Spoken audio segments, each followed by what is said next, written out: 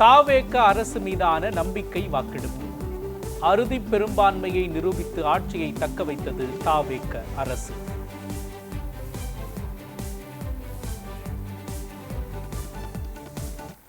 மாண்புமிகு திரு ரா ஐயனார், மாண்புமிகு திருமதி மாண்புமிகு திரு ஆதவ் அர்ஜுனா, மாண்புமிகு டாக்டர் கோ க அருண்ராஜ், மாண்புமிகு திரு கே ஏ செங்கோட்டையன். நம்பிக்கை வாக்கெடுப்பில் தாவேக எம்எல்ஏக்கள் உட்பட மொத்தம் 144 பேர் வாக்களிப்பு. 60 பேர் வெளிநடப்பு செய்த நிலையில் எதிராக 22 பேர் வாக்களிப்பு. 5 பேர் நடுநிலை வகித்தனர்.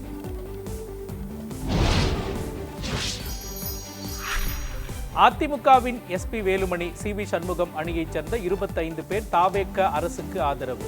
எடப்பாடி பழனிசாமி தலைமையில் நம்பிக்கை வாக்கெடுப்பில் எதிர்த்து வாக்களித்த 22 பேர்.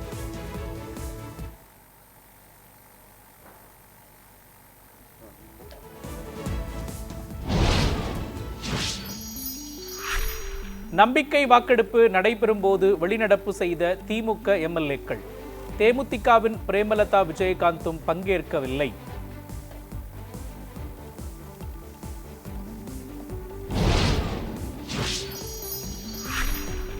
நம்பிக்கை வாக்கெடுப்பில் பங்கேற்காத பாட்டாளி மக்கள் கட்சி.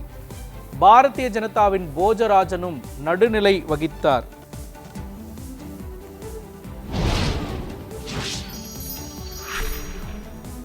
முந்தைய அரசால் கொண்டுவரப்பட்ட மக்கள் நலத்திட்டங்கள் தொடரும் என முதலமைச்சர் விஜய் உறுதி. பிரேமலதா விஜயகாந்த் சுட்டிக்காட்டியதை மறுபரிசீலனை செய்யப்படும் என பதிலுரை.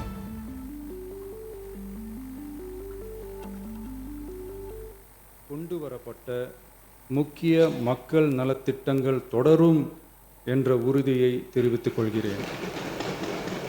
தெரிவித்தமைக்கு என்னுடைய நன்றியை தெரிவித்துக் கொள்கிறேன்.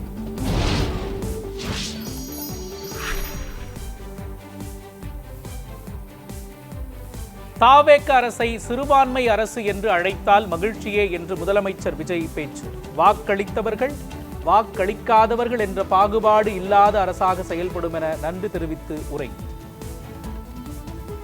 மகிழ்ச்சியே, நாங்களே சொல்கிறோம், இது சிறுபான்மை அரசுதான்.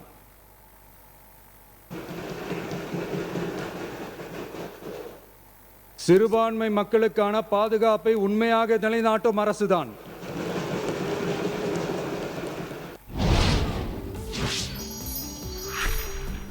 குதிரை வேகத்தில் செயல்படுவோமே தவிர குதிரை பேரத்தில் ஈடுபடாது என்று முதலமைச்சர் விஜய் விளக்கம். தமிழக முன்னேற்றத்திற்கு உழைத்த தலைவர்களின் எண்ணத்தில் இருந்து இம்மி அளவு விலகாமல் செயல்படுவோம் என உறுதி. தெரிவித்துக் கொள்கிறேன். நம் தமிழ்நாட்டின் முன்னேற்றத்திற்கு உழைத்த தலைவர்கள் வழிகாட்டிய கொள்கைகளிலிருந்து இம்மி அளவு விலகாமல் நிச்சயமாக இந்த ஆட்சி நடைபெறும்.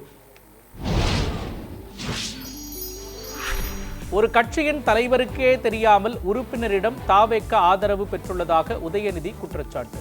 பிளவுபட்ட அதிமுகவினரின் வீட்டிற்கு முதலமைச்சர் சென்றதாகவும் விமர்சனம். என்ன சக்தின்னு கூப்பிட போறாங்க, கிளீன் கவர்மெண்ட் சொன்னாங்க.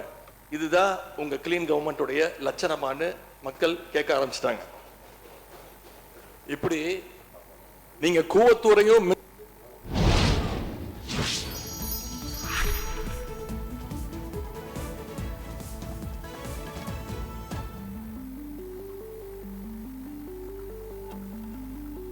பிளவுபட்ட அதிமுக எனும் குழம்பிய குட்டையில் மீன்பிடிக்க முயற்சி செய்து உறுப்பினர்களை விலைக்கு வாங்கிய தாவேக. கிளீன் பாலிடிக்ஸ்னு சொல்லிட்டு டர்ட்டி பாலிடிக்ஸ் செய்வதாக திமுக தலைவர் ஸ்டாலின் விமர்சனம்.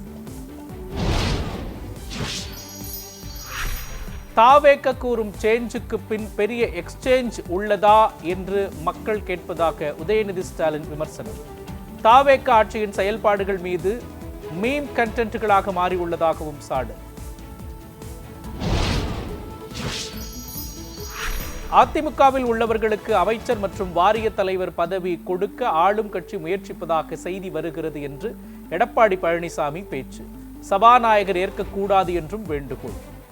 அவர்கள் ஆளுங்கட்சி அமைச்சர்கள் இடம்பெற வேண்டிய ஆசையின் அடிப்படையில் இன்றைக்கு சென்றிருக்கின்றார்கள். இது முற்றிலும் தவறது. இன்றைக்கு மக்கள் மன்னிக்க மாட்டார்கள், கழக நிர்வாகிகள் தொண்டர்கள் மன்னிக்க மாட்டார்கள் என்பதை சொல்லி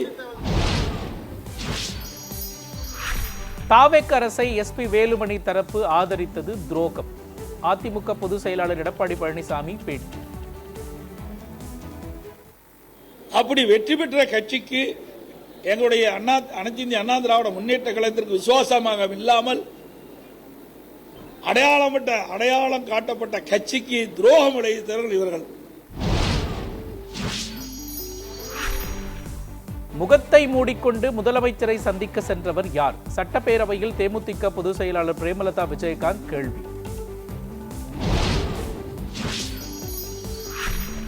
காங்கிரஸ், கம்யூனிஸ்ட், விசிக, ஐயுஎம்எல் கட்சி உறுப்பினர்கள் தாவேக தலைவர் விஜய் தலைமையிலான ஆட்சிக்கு ஆதரவாக வாக்கு.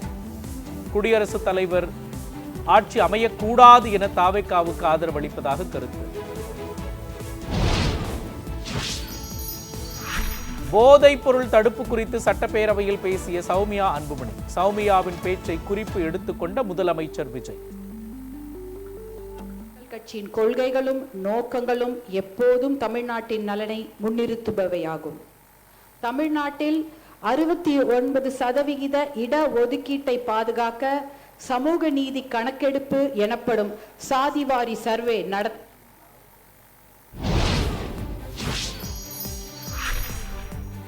அதிமுக ஆதரவுடன் திருமாவளவனை முதல்வராக்க திட்டமிட்ட திமுக.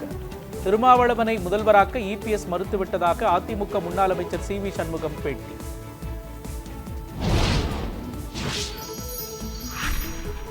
முதலமைச்சரின் சிறப்பு அதிகாரி ரத்தன் பண்டிட் நியமனத்தை திரும்ப பெற்றது தமிழ்நாடு அரசு.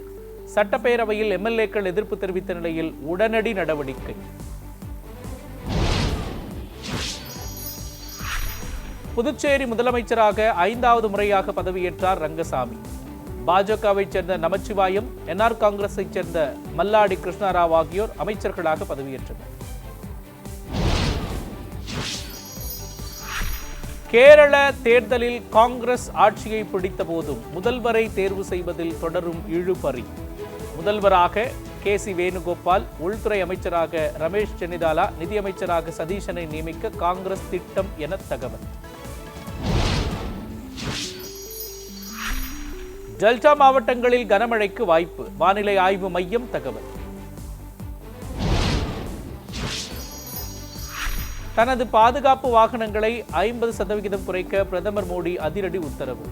எரிபொருள் சிக்கனம் செய்ய பொது வாகனங்களை பயன்படுத்த நாட்டு மக்களுக்கு அறிவுறுத்திய நிலையில் நடவடிக்கை. காங்கிரஸ் மூத்த தலைவர் சோனியா காந்தி மருத்துவமனையில் அனுமதி. சுவாச கோளாறு காரணமாக அறுவை சிகிச்சைக்காக அனுமதிக்கப்பட்டுள்ளதாக தகவல். தங்கம் விலை சவரனுக்கு 8560 ரூபாய் உயர்ந்து ஒரு சவரன் 1,23,200 ரூபாய்க்கு விற்பனை. சுங்கவரி அதிகரிப்பால் ஒரே நாளில் அதிரடியாக உயர்ந்தது.